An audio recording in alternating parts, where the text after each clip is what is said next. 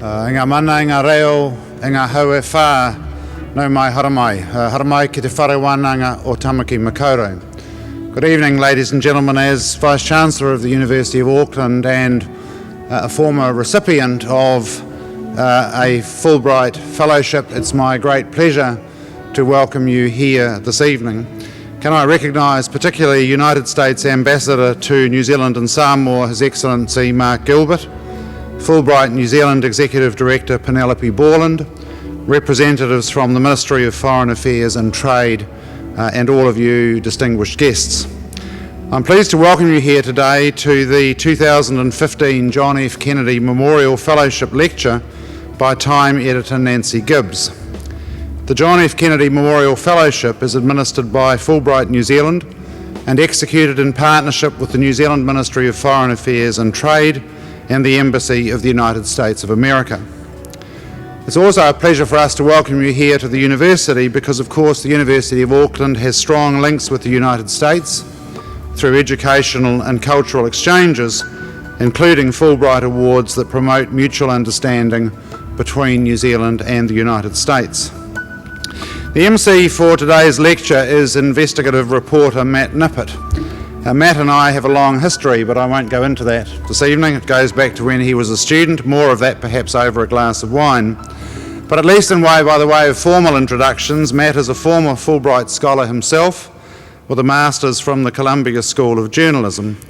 He spent the past decade in news-breaking roles at the New Zealand Listener, the National Business Review, the Herald on Sunday, and the Sunday Star Times, and he regularly appears as a broadcast commentator. Matt will be our MC tonight, and it's my pleasure in welcoming you to also welcome him and to invite him to come forward and introduce our guest. Matt, kia ora tātou.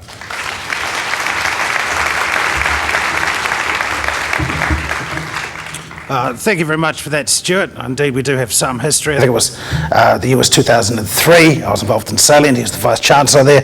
I can distinctly recall us caricaturing Stuart. I think we had a cartoonist who's gone on to great things. There was a little cartoon figure with a kilt and a giant pair of scissors. I do believe Stuart was engaged in some budget savagery of some sort, and we called him McCuts. So there you go. It's good to see you again. Just as Stuart has sort of moved on, in fact, the next time I saw your name, I think you made the top 10 highest paid public servants in the country. So you've done very well. But just as he's moved on, I guess I have too. I mean, I was a long-haired news editor back then. Indeed, there's much worse to be said, but we'll leave that for now. And I have managed to find myself as an investigative journalist for the New Zealand Herald. Welcome all of you tonight here to this 2015 John F. Kennedy Memorial Lecture by Nancy Gibbs, the editor of Time magazine, a magazine which needs no introduction. It is iconic. Everyone knows what you mean by Time, that red border, those striking covers, particularly on the international edition. She's my sort of editor. She never stopped writing. In fact, she's responsible for more cover stories for the magazine than almost anyone else in its history, including this week's one, which is a neat look at Bush and Clinton, how well they get on, surprisingly enough. And Nancy also revealed a bit of her humility, which I love, that she'd actually had that story last week and held it because she actually had some news to do last week, that is the Iran deal. So she's also she's also able to divorce her ego from the job, which is, from personal experience as a writer, impossible to do. And somewhere along the line, Nancy's also managed to find time to write two best-selling books about the US presidency. I do not know how she finds the time, given she's got a fairly large newsroom. She's managing her magazine across its print format, its web format, tablet. I mean, it's all going off everywhere, all at once, it seems. But before Nancy speaks, here's a few words from our sponsors. The John F. Kennedy Memorial Fellowship is administered by Fulbright New Zealand, executed in partnership with the New Zealand Ministry of Foreign Affairs and Trade and the Embassy of the United States of America in Wellington. With these formalities out of the way, I'm delighted to be speaking to you tonight. When Fulbright asked if I could help out, I could hardly say no. Of course, some years ago they gave me a lot of money and didn't expect much in return, so a little bit of public speaking is the least I can do. So yes, I spent a year in New York, 2005-2006, getting my master's. It was a great year, both intellectually and socially. During my time there, I managed to get drunk with Middle East historian Robert Fisk and got driven out of the Upper West Side by bedbugs, real lifetime highlights. I also had a review for the film Good Night and Good Luck. That was about sort of the TV stars between Edward Murrow and Joseph McCarthy. George Clooney had a starring role. It was a great black and white film. Read a review for a class, and my professor absolutely tore it to pieces because it turned out my professor, who was this 82-year-old woman, wasn't not only alive at the time, but she'd actually double dated Edward Murrow in the 50s and had extreme issues with how it was dramatised. So I was subject to a vigorous fact-checking, and the filmmakers, it turned out, got a lot of stuff wrong. There was also a low-key discussion in class with an old friend of another professor who said his friend owed him a job after he sort of helped him out, and he was left without work when he left the White House. So we showed up, and it turned out it was Henry Kissinger who showed up and was talking to 20 of us, which was just extraordinary, both in terms of where he'd been, but also his voice. I mean, I've spent my life since really modelling mine on his gravel. I think I'm almost there. Unfortunately, I've given up smoking, so it may be a losing battle. But anyway, Nancy is here in our country, sort of away from her home and workplace in New York for only a few short days. So we're very lucky tonight to hear her speak. Her topic tonight is our tools, our brains, our souls, the transformations of technology. Afterwards, there will be an opportunity for questions. However, please be warned, I run a zero-tolerance crusade against the dreaded personal essay disguised as a question that is so prevalent at writers' festivals these days. So if you're thinking about talking about yourself and just sort of inflecting upwards at the end to sort of pretend it's a question, don't, please. Please don't. So the internet is often evangelised for its potential to sort of democratise the good and disrupt the bad. But the same technology that allows instantaneous communication, text and video between family members stranded on different sides of the planet for free also allows Al-Qaeda to distribute a slick English language e-magazine that has a sort of a cooking recipe style guide to making car bombs and Jihadi of the Month centerfolds. The same technology that allows anyone with a cell phone to film and distribute evidence of police officers shooting unarmed suspects also allows very similar sort of private communications to be weaponized in the form of revenge porn. It's creating entirely new industries. Uber and Spotify were just silly names a couple of years ago, while remorselessly burning down the old. These changes are coming so fast, it's hard to step back and consider whether the early promises of the internet boosters have been borne out. Nancy will be discussing how we, sort of as families, communities and societies, can monitor the impact of technologies that have become so powerful and deeply embedded in our daily lives. Not only I'm hoping she'll take a broader picture, but also as managing editor of Time, she's been with the magazine since 1985, starting as a fact checker. She's had to grapple with this change in technology, its impact on her own workplace. She's helped overhaul the newsroom and make it fully digital. Now, my own memories of Time magazine from the analogue era are of Time being my first window on the world. My family had a subscription as I was growing up, and the world's largest news magazine has always been the most outward-looking of American periodicals. I mean, let's not forget, it still has a readership in excess of 20 million, which is several New Zealands. But its influence here isn't just from its outsized scope, it's also more subtle than you might expect. I spent 5 years at the Listener magazine and can testify that Time was liberally rated for ideas on how to present cover stories on science, education and health. I think if Time had covered real estate more regularly, I'm sure you'd all notice this a lot more starkly. While imitation in this case was clearly flattery, the position of Time has meant that it does attract, the odd bit of criticism. Back when I was in New York, they came out with their Person of the Year, the 2006 edition. They made the controversial call, many called it a gimmick, of putting a mirror on the front page, with the idea being that the Person of the Year is you, it's the crowd, it's citizen journalists and encyclopedia writers. And I thought at the time maybe Time had jumped the shark. But looking back, actually, and thinking about where society has come since then, 2006, they handed that award out before YouTube had even celebrated its first birthday. And that was also the same year I signed up for my first Facebook account. And I could only do that because I was studying in America and access was sort of limited. It was a very small, exclusive site. And now, well, it's bigger than Jesus. So I think history judges that cover well. So please join with me in welcoming to the stage Time's managing editor and the first woman to hold that role, Nancy Gibbs.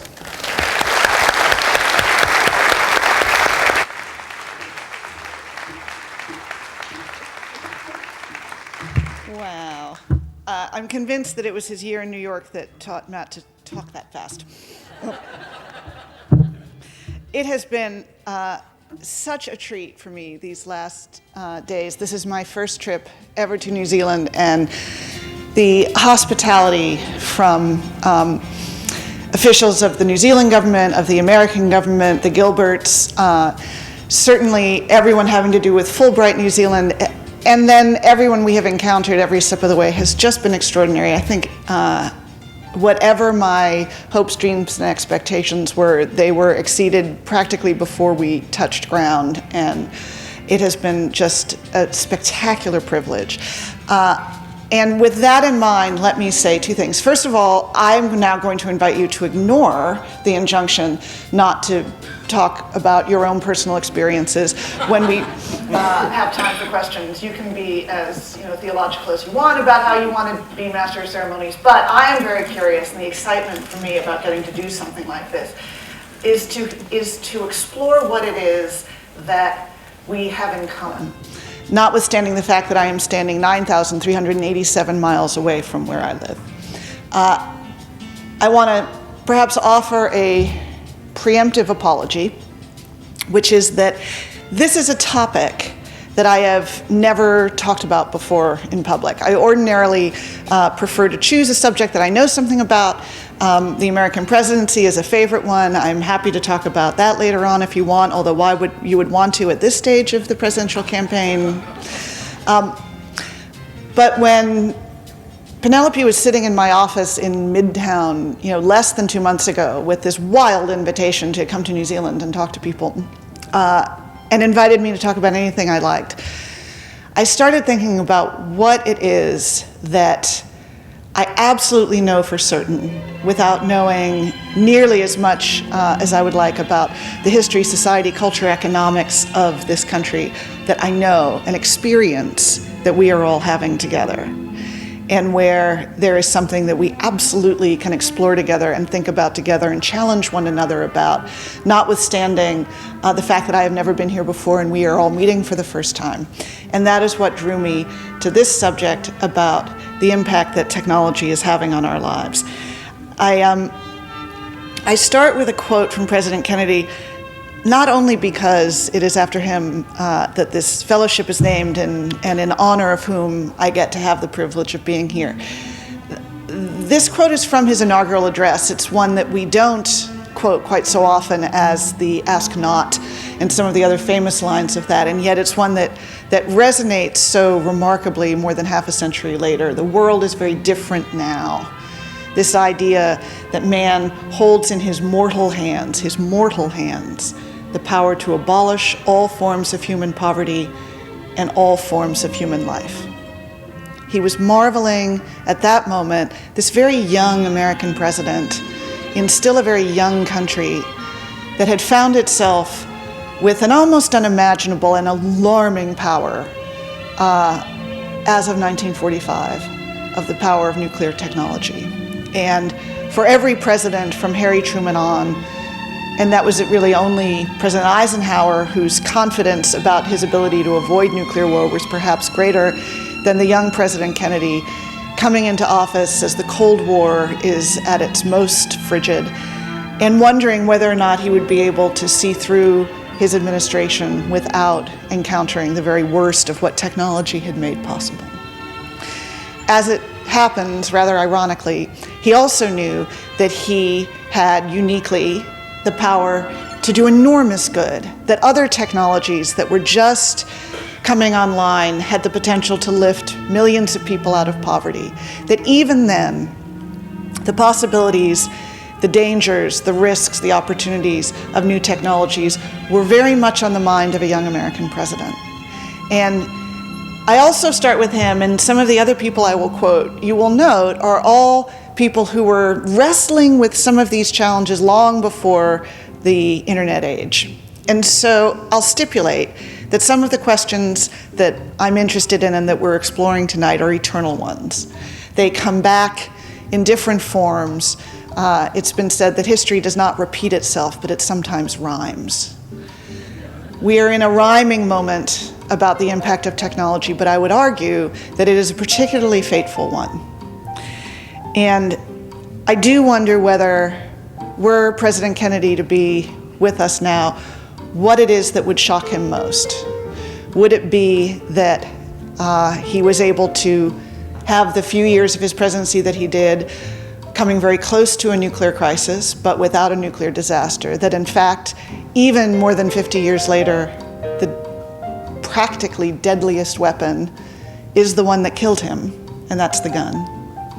Would he be shocked that nuclear weapons had not been used again, were he here now? Would he be shocked that in the intervening decades, the United States had built the tallest towers in the world and they had then been brought down by men in airplanes? Would he be shocked that the Soviet Union was gone? Would he be shocked that the United States had elected an African-American president? Or would he be shocked by this and its many even more diminutive versions? I wonder whether the most important story is the one that we don't tell because it's never in a headline. It too is an ancient story. Men have become the tools of their tools, Thoreau said. History is always the story of tools. It's the story of fire and the wheel, of gunpowder, of the printing press, of electricity, television, the computer chip. And there is almost never in history a timeout between the invention of a new tool and its use. 2 weeks or so ago, we marked the 70th anniversary of the first successful testing of a nuclear bomb at Alamogordo. And another week from now, we will mark the 70th anniversary of its first use with the bombing of Hiroshima. 3 weeks from test to use. And relatively speaking, that may count as a long time, but it certainly was not any kind of amount of time to think about what it was going to mean, what the use of that tool, not only the existence of it, but the use of it was going to mean. It had obviously cosmic and global significance. It rearranged the geopolitical structure of the world. It had introduced a kind of existential dread into the modern mind and culture. School children were taught to duck and cover. In my small Manhattan apartment where I grew up, where we did not have a lot of extra space for anything, the little cabinet where we stored cans of soup, my parents called the bomb shelter. It was a cabinet. No one would have fit in it with the soup. Unlike other transformational tools, however, the ones that I'm talking about now, we have a completely intimate relationship with. Only one man, only the President of the United States, controlled the transformational tool of an atom bomb. And it was a tool that almost no one understood how it worked. Well, I don't understand how this works, but I carry it and interact with it constantly. And in some ways, it is so infinitely powerful and yet so infinitely intimate that I don't think that there is an example of a tool that is anything like this powerful, that is also so widespread and creates such a challenge to us. The writer Leon Wieseltier has suggested that we are at a moment that has elevated a new kind of priesthood, and it's the priesthood that understands this technology in a way that the rest of us don't. We all use it, but it's a much smaller group of people that really understands it. And that creates a kind of humanist challenge for us. How is it, as citizens of democracies, are we going to think about and regulate and ask ourselves privately and collectively about the impact of these powers and who controls them and what they are doing to our economies and our societies and our brains and indeed our souls? I've now, of course, reached the point in this evening's service for a moment of confession, which you can share with me. How many of you, and you have to tell the truth, would say that you are either mildly or acutely addicted to your devices? All right, you are an entirely representative audience. One recent survey found 4 out of 5 Americans admitted to being addicted to their phones, and I'm thinking that that was an undercount. And so it really doesn't matter how many new studies come out about the impact of digital technology on our attention spans or on anything else. There is no going back. The die is cast. We read these studies with a certain calculated indifference because we know that we really aren't going to do anything differently. Students who have experimented with having their phones taken away from them for 24 hours experience some corollary to phantom limb syndrome. They reach for a vibrating phone that is not there. They experience phantom vibrations. I do think, though, that notwithstanding the fact that there is no going back, maybe because there's no going back, maybe because we know that these devices are so utterly embedded in not only everything we are doing, publicly, economically, collectively, commercially, but privately and intimately in our families and our marriages and in raising our children, that is exactly the reason that it's worth taking a step back just for a moment and inviting one another to think about what it means, what is gained, what might be lost, and why it is that we almost don't even ask the question. It's a funny thing that what I would argue is the biggest story of our lifetimes, by far, is one that is never a headline. In 1989, Francis Fukuyama published his essay on the end of history, in which he suggested that the triumph of liberal democracy and capitalism had effectively meant that while there would still be news, there would still be events, that the great social and cultural changes had all occurred, that history was essentially done. And in the decade that followed, throughout the 1990s, it was pretty easy to believe that he was right. The Cold War ended, so wars got smaller, headlines got smaller. The first Gulf War lasted 42 days. There were civil wars around the world. But the big stories, the tectonic stories, were all outside of the headlines. It was the explosion of prosperity around the world, the decoding of the human genome that allowed the promise that we would just repeal biology and all of our children would live to be 200 years old. It was the arrival of the information age and the fact that all of a sudden you could live anywhere, move to a ranch, day trade.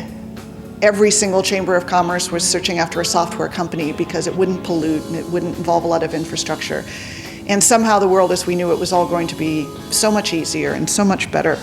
And divorce lawyers started reporting a new significant cause of divorce, and that was email. Now that probably should have been a clue. Probably shouldn't have been a clue that something that had the power to rewire our marriages so significantly, in addition to our economies and the way we communicate, was perhaps far more significant than we had first bargained for.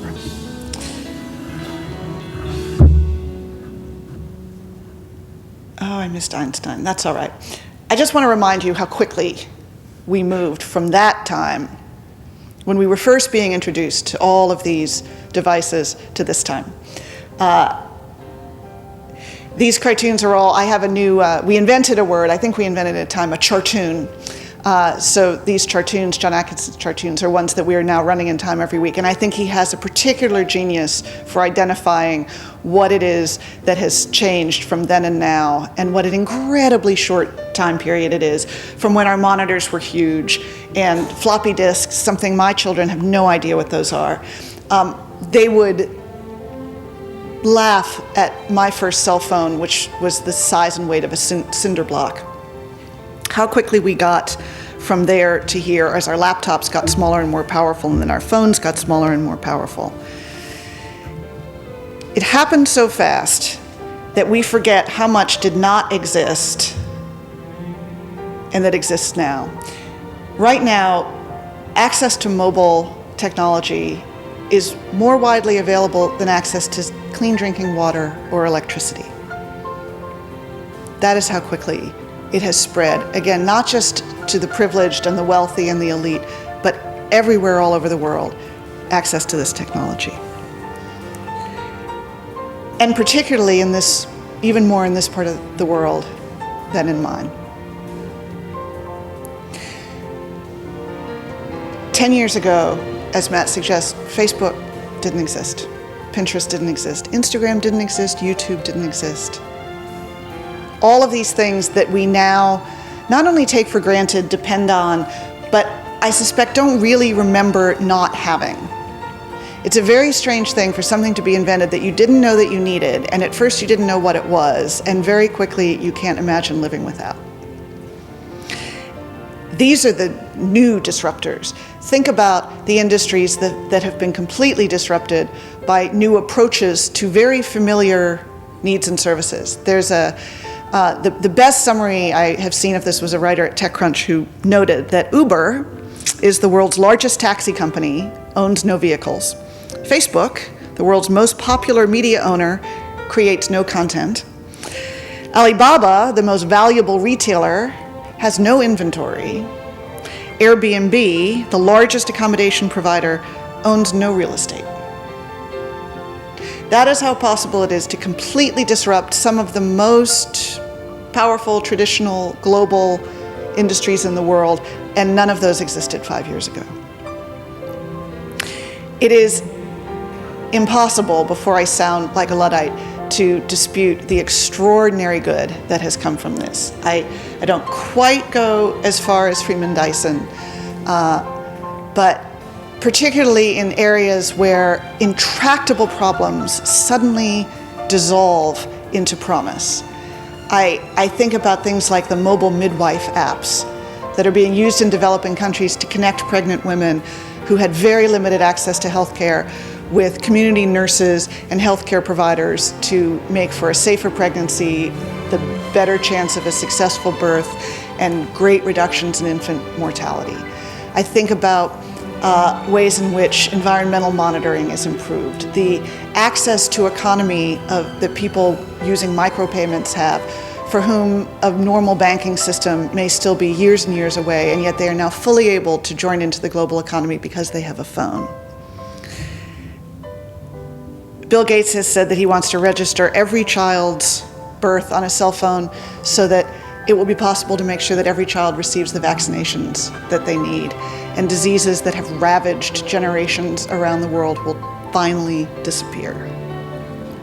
For most of us, for whom those diseases long since disappeared, and for whom access to finance has long since been assured, the issue is really one of almost unimaginable convenience. That we can learn anything, study anything, buy anything, communicate with anyone, anywhere in the world, 24 hours a day. Our world has gotten vastly bigger. We are living large. We are living worldwide. It's a worldwide web. And that language starts to introduce maybe a little bit of the ambivalence. A web, very connected, very sticky, very strong, and a trap. Think about the web, think about the net. A net saves you, it catches you, it lets you fly higher and take more risks.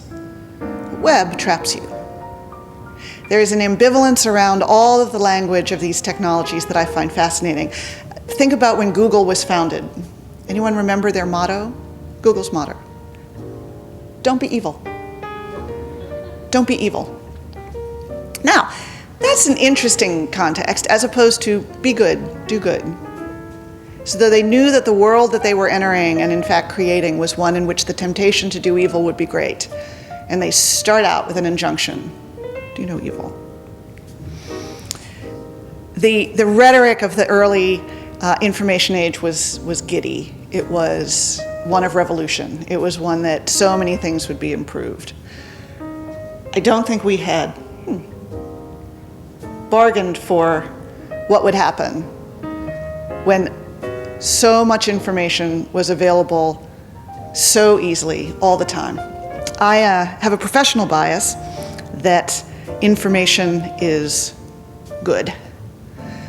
I think knowledge is better. And it's possible that such a proliferation of information makes understanding harder to come by.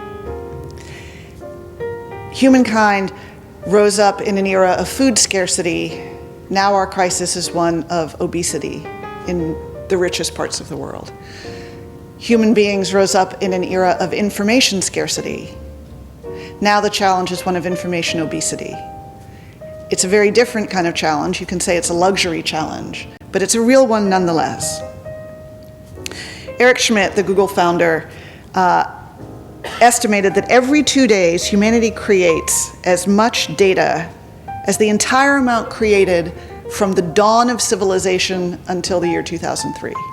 Every 2 days. Every day we tweet 500 million times, share 70 million photos on Instagram, watch 4 billion videos on Facebook, and for every minute that passes, we upload 72 hours of film on YouTube. The internet now contains 4.75 billion pages. That means if you read 1 per minute, 7 days a week, 52 weeks a year, you have 90,000 years worth of reading ahead of you. And that amount is growing. So my question is, what does that mean for how we think about history, how we think about community, how we think about identity? Think about history. Much of history reflected an age of information scarcity. It was an oral tradition, great stories handed down of great men, usually men, doing great deeds, often in battle. Those were the stories that were told and retold from the Bible, from Homer, from Virgil, all the way through history.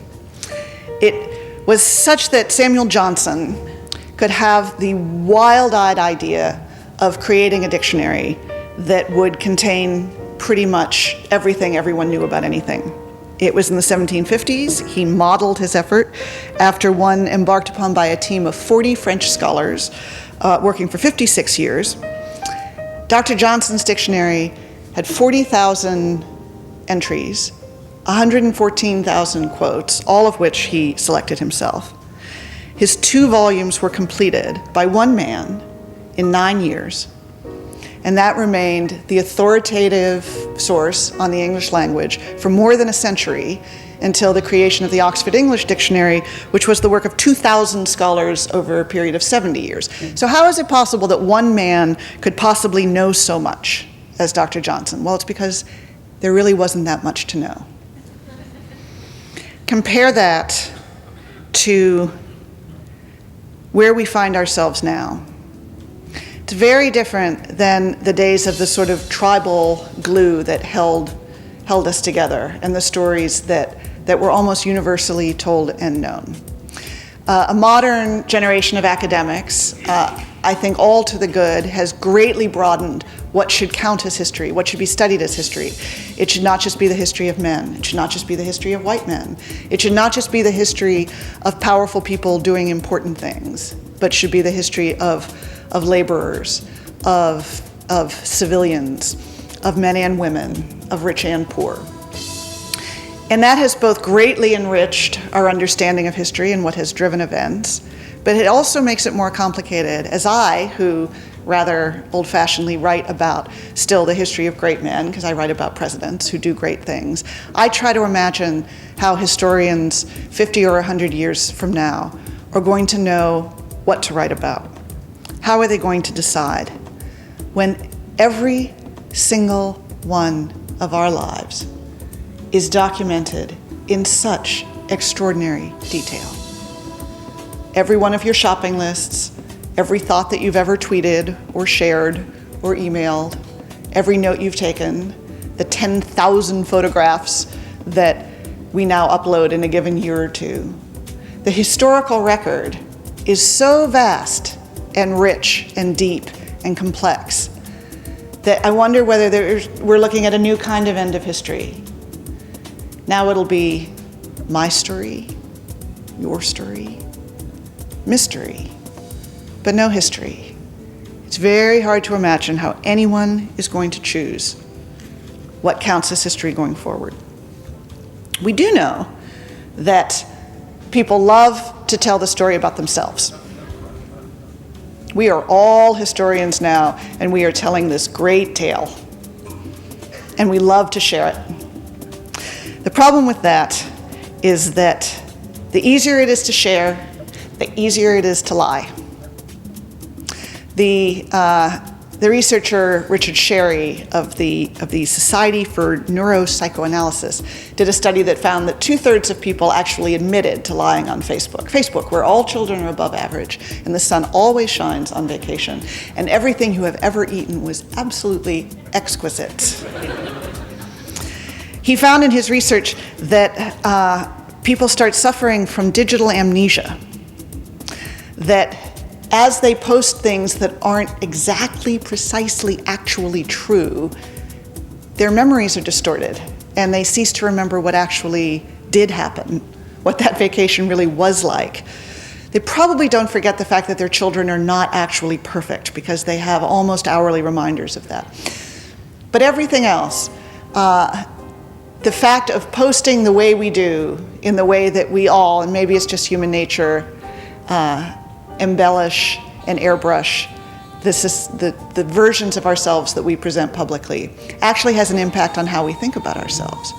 And in fact, more than half of the people he studied reported feeling paranoia and guilt and shame that their actual lives did not live up to the lives that they were pretending to be leading on all of their social platforms.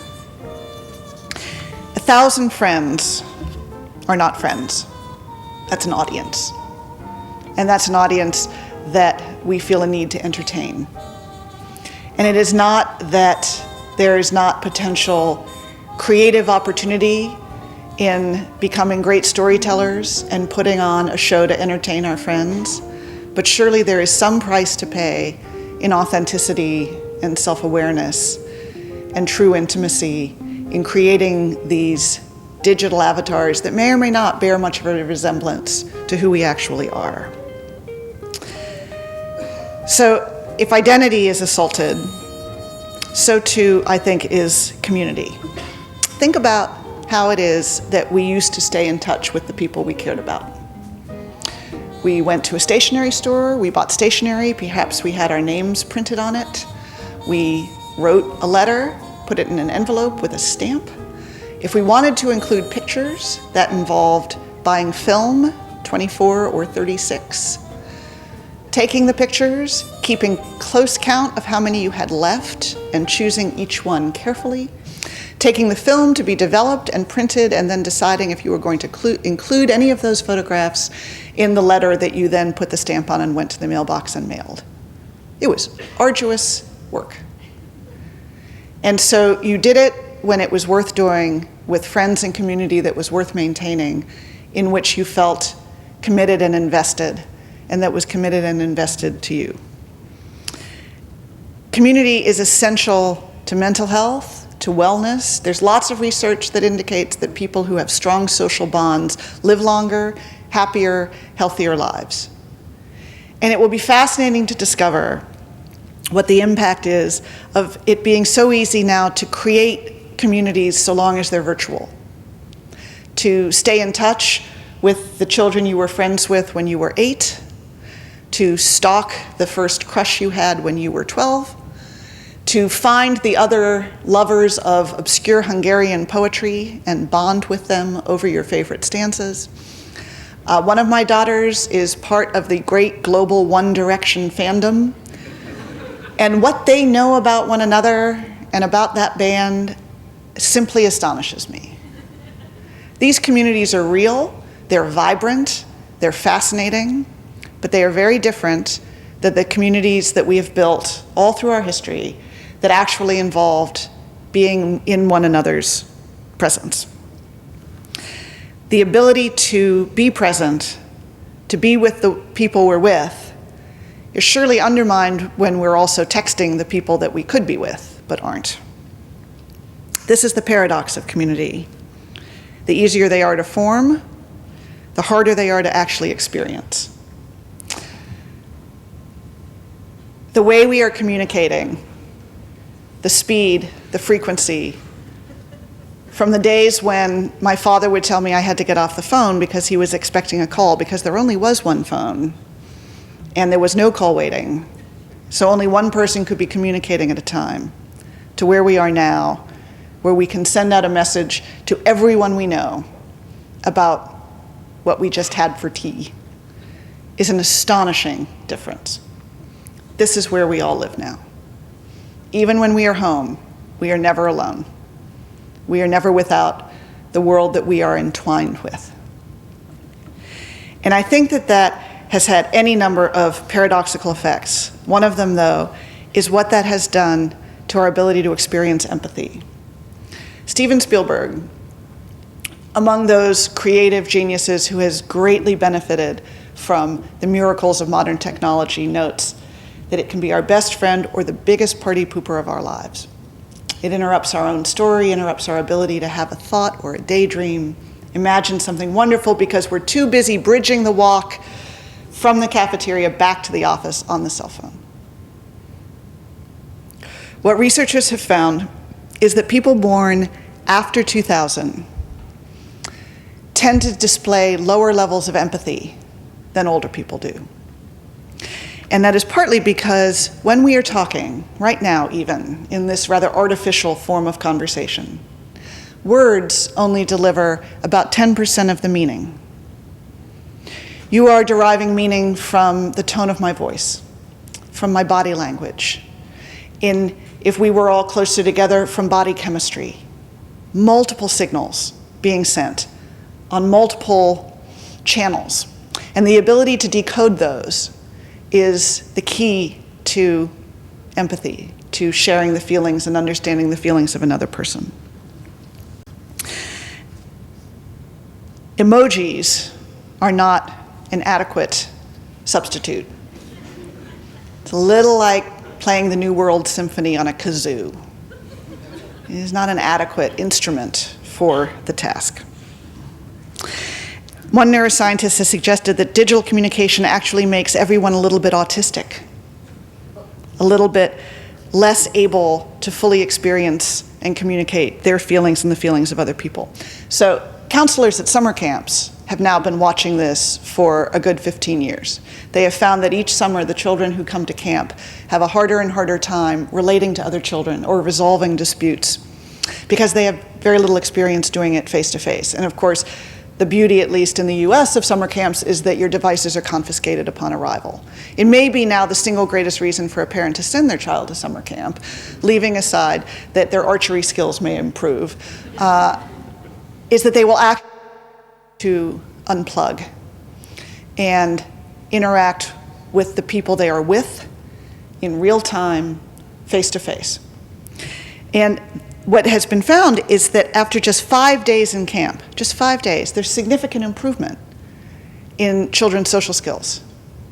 Our brains react to our environments and they react to experience, and it would just be naive for us to think that when so much of our experience is now occurring virtually and digitally, that it would not have an impact on how we process information. I think that's just unrealistic. And I say this now as the second period of confession in this evening's service, which is as a mother of 2 daughters who are part of what I consider the guinea pig generation. My daughters were born in 1994 and 1997. That means that the older one was 7 years old on September 11th, 2001. It is possible that I and other parents would have had the good sense to pause and think before handing our 7-year-old cell phones. But the desire to be able to reach them, and particularly for me, as a working mother in an office tower in Manhattan with children who were across a river and felt far away, and knowing what it was like when people were not able to reach each other on that day, I gave her a cell phone. It was not smart. Our phones weren't smart then. I had no idea that I was handing her a supercomputer. But I do know that her and her generation is the test case. We hadn't thought this through. We had no idea what was coming. We didn't know what it would mean that they would have access to their peers 24 hours a day, anywhere they went. We didn't know what it would do to their attention spans. We didn't know what it would do to their creativity. And I say 2, I can just as easily say 4, because the ways in which young people use these tools is absolutely dazzling. and the inventions that you see coming out of the creative minds of 16-year-olds who see some problem in their community, which my generation might have held a bake sale to address. And they are finding ingenious ways to either raise huge amounts of money or call vast attention or direct resources to solving a problem that used to be the monopoly of a big institution or a fancy foundation, and now there are children who are able to do this. Think about the reversal of tradition that it represents. All through history, adults apprentice young people in the use of important and powerful tools. We teach our children how to use matches. We show them how to use a knife. When we give them the car keys, we sit next to them, hour after hour, only drive in the daylight, on side roads, no other teenagers in the car, until you have mastered this powerful and important tool that is one more step towards adulthood. Now think about their phones. From the instant any child I have ever seen picks up a smartphone, they somehow seem to understand how it works better than we do. And I suspect I'm not the only one whose phone has been programmed by, whose apps have been downloaded by my children. Their fluency and proficiency with these tools is a complete reversal of any other tool that I can think of in all of human history, and yet arguably this is the most powerful one of all of them. And I don't think we have begun to really understand what it means that they have the same access that the rest of us do to these tools that even we don't fully know how to control. And certainly I can't blame my children for appearing addicted to their devices when I am every bit as bad with mine. So I do wonder now about what it's going to mean as we think about how all of these opportunities and challenges come together. I wonder what it means that we have exalted convenience and speed over so many other values. When we kill our local bookstore because it is just so handy to have your books delivered to your front door, what is it that we are losing? Maybe nothing. But it seems like we at least ought to ask the question rather than just live with the tyranny of acceleration and the tyranny of the algorithm. Lest I leave you with the impression that I think all of this is something to be frightened of and wary of. That's not it at all.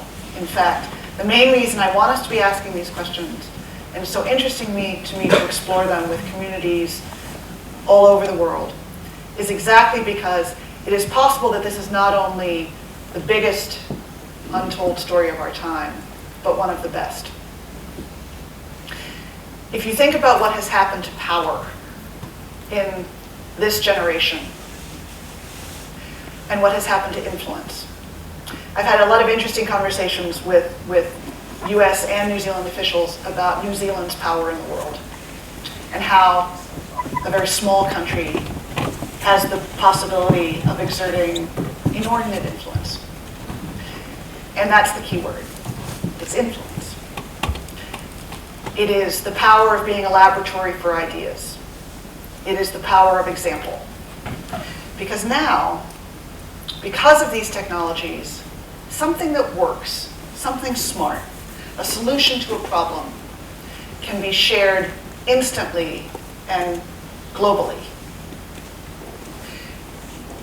It is possible that there has never before been such a devolution of power from institutions to individuals, potentially from large countries to small ones, such a democratization of impact, because these tools are great equalizers. Power is a tool. Influence is a skill. Power imposes. Influence inspires. There is an opportunity now for any individual with a wise heart and a creative mind and a commitment and these devices to solve problems that were beyond the solution of some of the greatest minds and wealthiest institutions throughout history. That, to me, represents a kind of promise that boggles the imagination.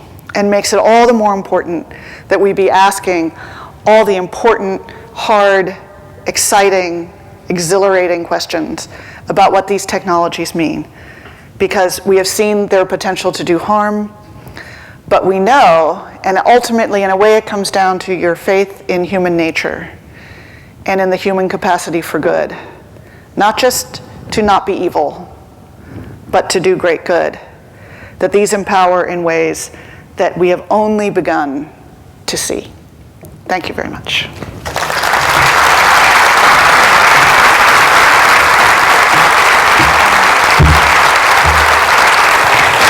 Over to you.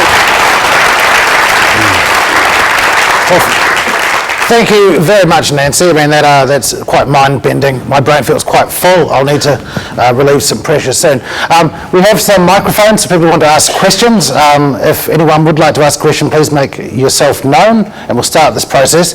But I'm actually going to pull rank initially at least, and ask, you mentioned during your talk about how everyone, not just the great men and women of history, now have their every act pretty much from, whenever they first get a phone, will be recorded. Given your interest in presidential figures, how fair do you think it's going to be in 40 years' time when you get the first presidential candidate who's found to have said something mean on Bebo when they were 12? Is it going to be fair for reporters in search of a scoop to trawl through that sort of background? I think this is why the legal fight that Google is facing in Europe over the right to be forgotten is so interesting. Because as a journalist, I don't want anyone to be able to erase anything that I might think is relevant when telling their story years from now. And goodness knows, what a dream when you're trying to profile some candidate if we could know every thought they ever had since they were 12 years old. Having said that, to be on the receiving end of that kind of dissection, I think would be pretty horrifying. And because we are all human and we are frail and we make mistakes and we say things that are idiotic and we don't want it to haunt us for the rest of our lives, I think that question of the right to be forgotten is going to be one of the central, fascinating legal and cultural disputes. What I wonder about, and what I thought you were going, is, when I'm working on presidential history, it is a dream to get lost in the papers in presidential libraries. And it's especially fun working on presidents whose papers are now declassified so that we get to know things that the people covering that White House at the time didn't know about President Kennedy, about President Eisenhower, about President Truman. And many of the presidential libraries in the US now have digitized enough of their records that, in the case of Kennedy, everything is now online. That I could be sitting in my pajamas at 1 o'clock in the morning listening to the phone call that Kennedy placed to Eisenhower on the morning that he was going to announce the blockade of Cuba and during the Cuban Missile Crisis, and thought there was a very good chance that he was about to start a nuclear exchange. And one president wants to hear the perspective of the other president who knew what it was like to hold the future of humanity in his hands. And you can sit now and listen to those phone calls. And it's an extraordinary thing. Listening to President Nixon's phone calls may be a little less extraordinary. But a privilege, and so exciting for historians, because history is treasure hunting.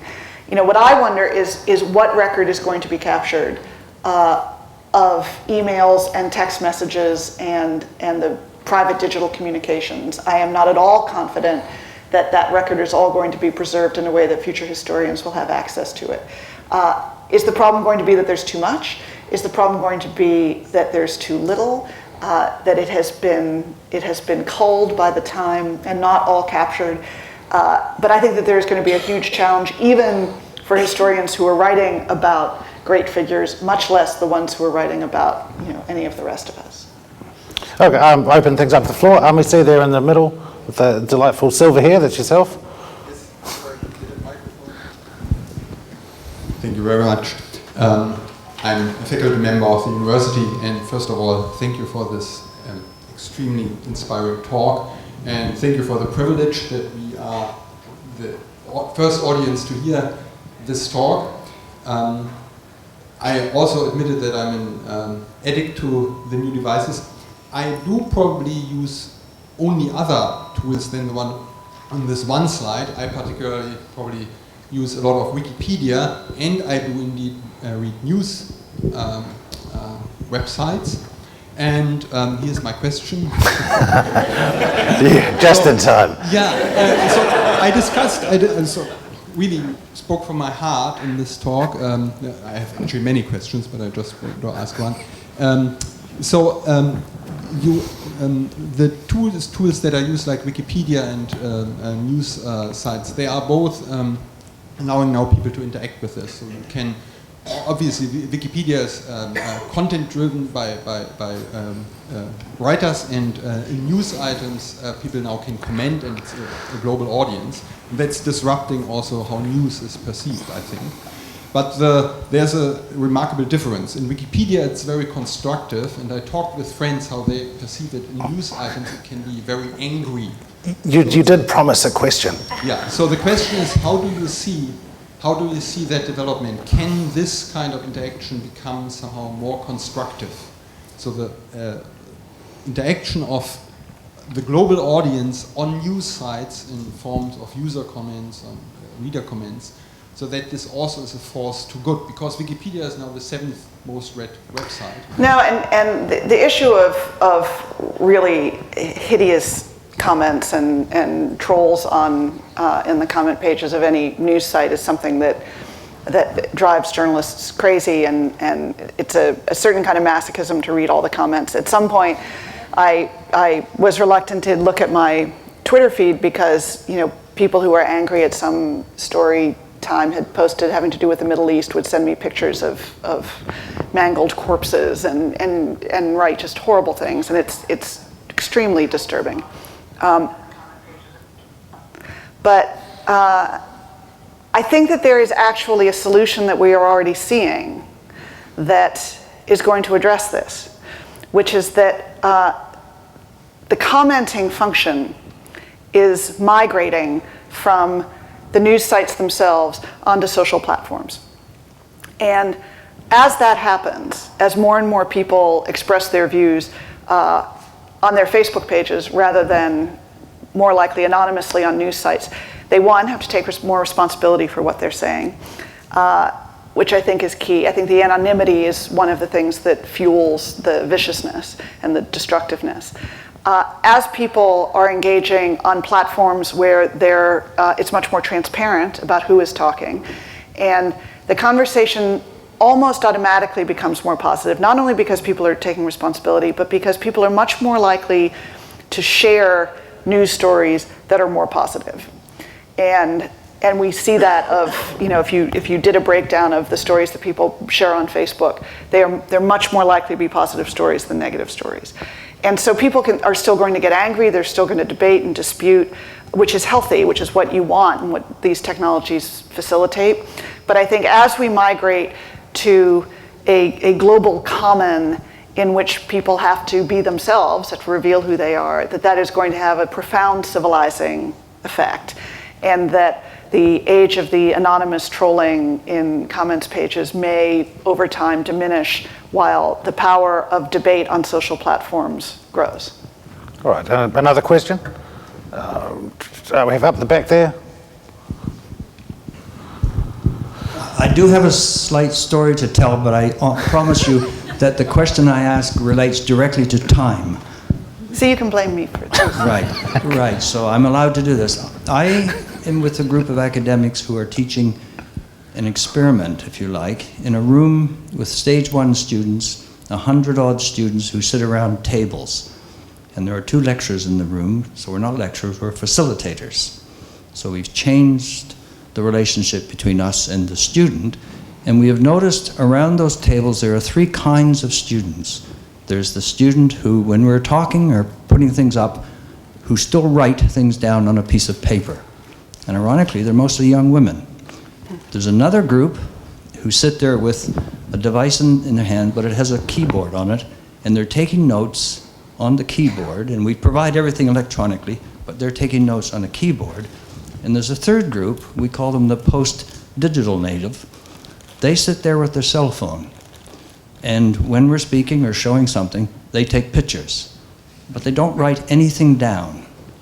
So what we're confronted with, and we're not quite sure how this is working, we have these three groups in the room who appear to be processing information differently from each other, and yet they sit around a table and discuss things together.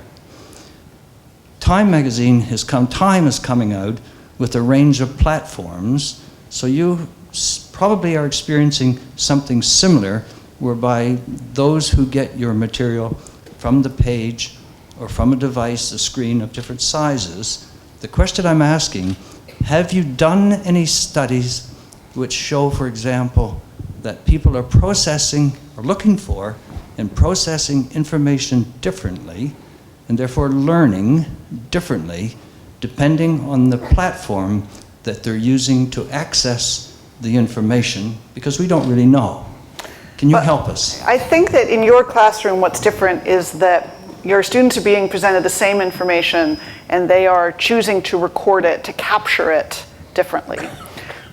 In the case of time, and it's the great, the reason I think of this as such a golden age, is that we can adapt the content to the platform that suits it.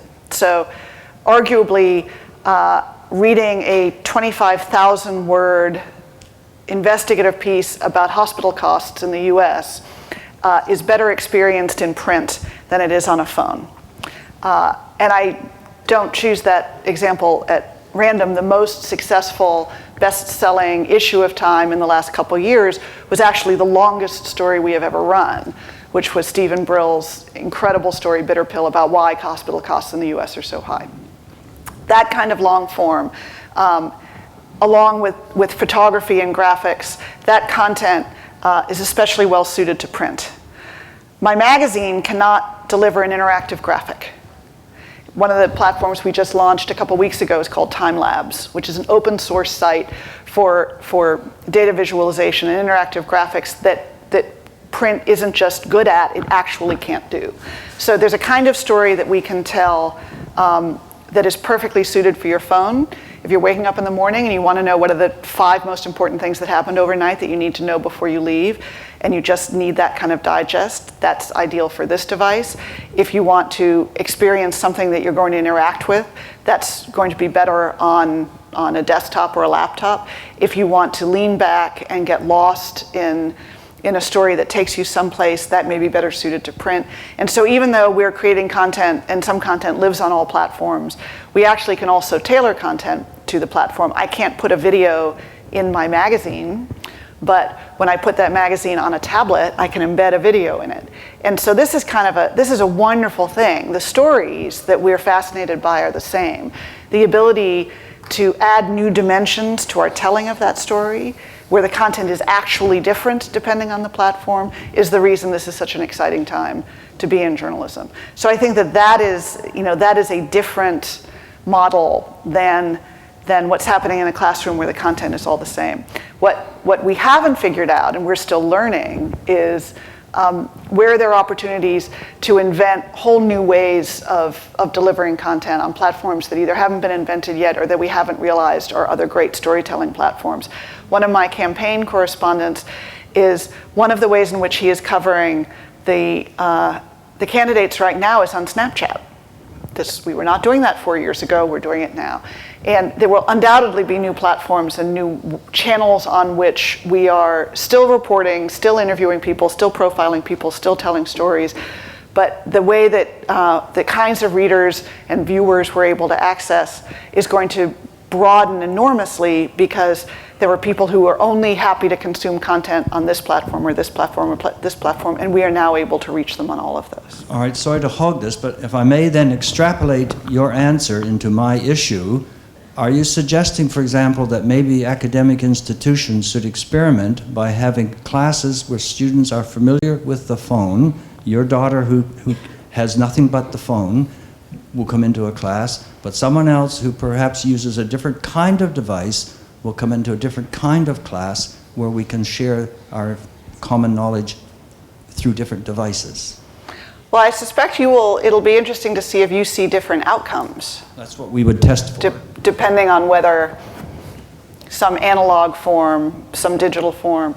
I think obviously all of us adopt these technologies at different paces and in different ways. And When I was teaching in university, they had just started wiring the classrooms with Wi-Fi, and so all of my students were suddenly at that time on their laptops.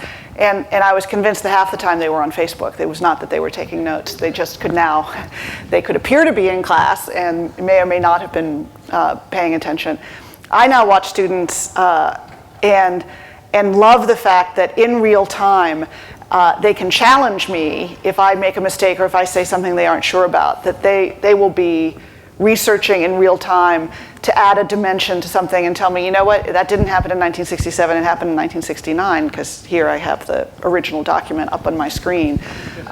It's very humbling, and I have this experience with the young people in my newsroom who, the speed with which they are able to track things down, find things out, is amazing. And so I think we're gonna see all of, obviously, our classrooms transformed, our newsrooms transformed, our factory floors transformed. There is no place that I don't see us grappling with different ways that people absorb information, process information, share information, because again, the tools are just too powerful to leave outside the door.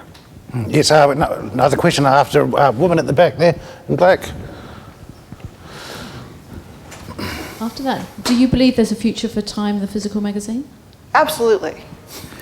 Absolutely. Partly because there are things that print is still just better at than other platforms, and partly because that red border that you saw defines the most powerful real estate in journalism. And when we put someone or put an idea on the cover of Time, very often that in of itself is a news story. And I will get a report the next day of hundreds or sometimes thousands of news stories written about the fact that this person, I was in India to interview Prime Minister Modi, who we put on the cover, and it was amazing to see the impact in a country of 1 billion people, the impact that it had that their Prime Minister was on the cover of Time. And there isn't a digital corollary to that yet. And so it's very important to me to maintain the power and the vibrancy of print.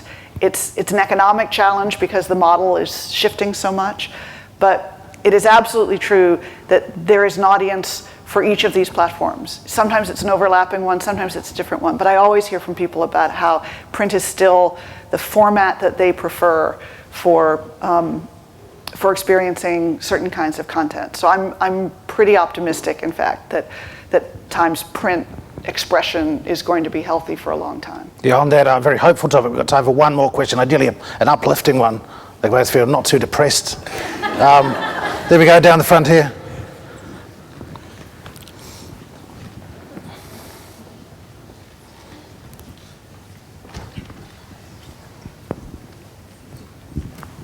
You talked about a change in empathy. Have you seen and noticed a change in values or even morals this new age?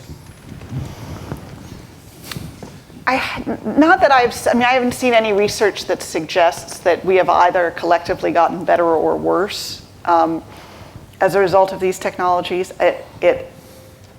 I'm inclined to think that human nature is human nature. And I think there are ways in which the connection that these tools give us, maybe it keeps us on our toes. Maybe there are ways in which it makes us behave better because we're all monitoring and watching each other. Maybe the fact that we lie on our social feeds is an expression of aspiration that we hope to live up to.